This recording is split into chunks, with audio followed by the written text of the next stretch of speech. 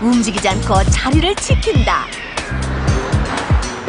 꿈쩍도 하지 않는 포가 못마땅한 건지 어치의 공격은 날이 갈수록 더욱더 심해지고 있다는데, 창문 앞에 포를 그냥 두자니 걱정이 앞서는 아주머니. 가자. 얼른 포를 데리고는 전망 좋은 다른 창문 앞으로 데려다 주지만 내려놓기 무섭게 그대로 유턴. 아까 그 창문 쪽으로 간다.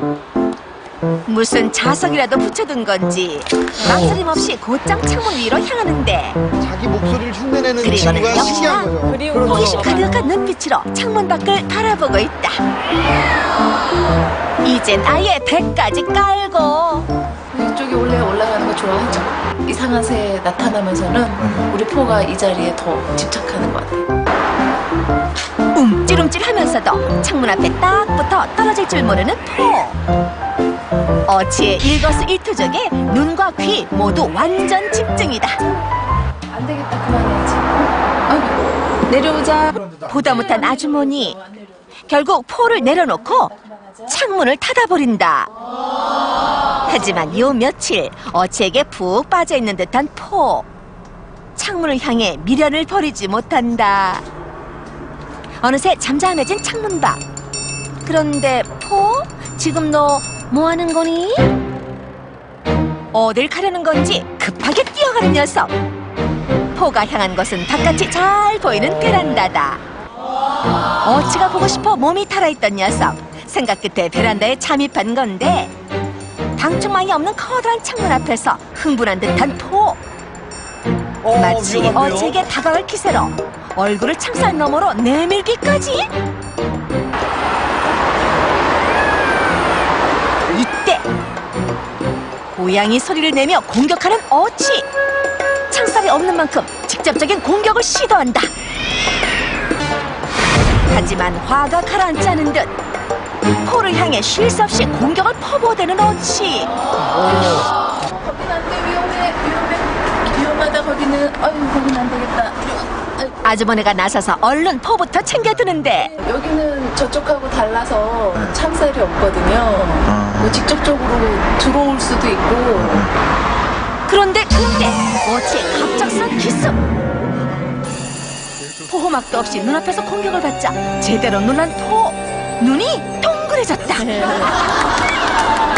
갑자기 우는 소리까지 나는데, 무섭대.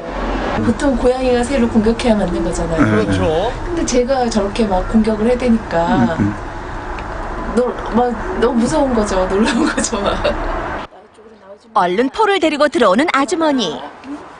위험한 베란다 쪽은 얼씬도 못하게 문부터 걸어 잠갔다. 하지만 창문을 향한 포의 집착은 끝나지 않았으니 미련을 버리지 못하고 세탁기 위로 올라간 녀석.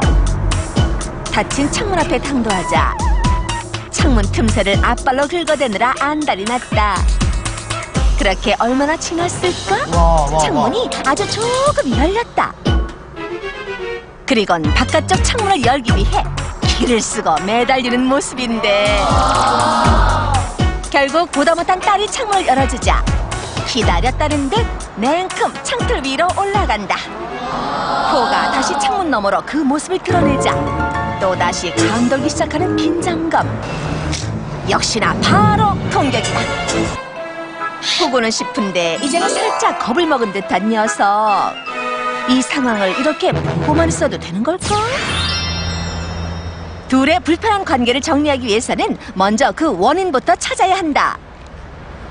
소리를 적극적으로 내고 심하게 공격할 경우는 주변에 거의 예외 없이 둥지를 갖고 있거나 새끼가 있거나 아니면 산란중일 경우. 그래서 지금은 녹음이 점점 짙어지면서 둥지 찾기 쉽지 않겠지만 까칠했던 게 이유가 아마 있는 이 주변에 거군요. 그 자기 새끼를 갖고 있는 둥지를 분명히 갖고 있을 겁니다. 이곳 어딘가에 분명 어치의 보금자리가 있을 거란 얘긴데, 4월부터 6월까지가 산란절인 어치는 자신의 둥지를 지키고 또 곧 태어날 새끼들을 지키기 위해 목숨을 걸고 천적에게 위협을 가하게 된다는 것 때문에 이 시기에 어치들은 그 어느 때보다 가장 위협적이고 공격적인 모습을 보이게 된다는 것이다.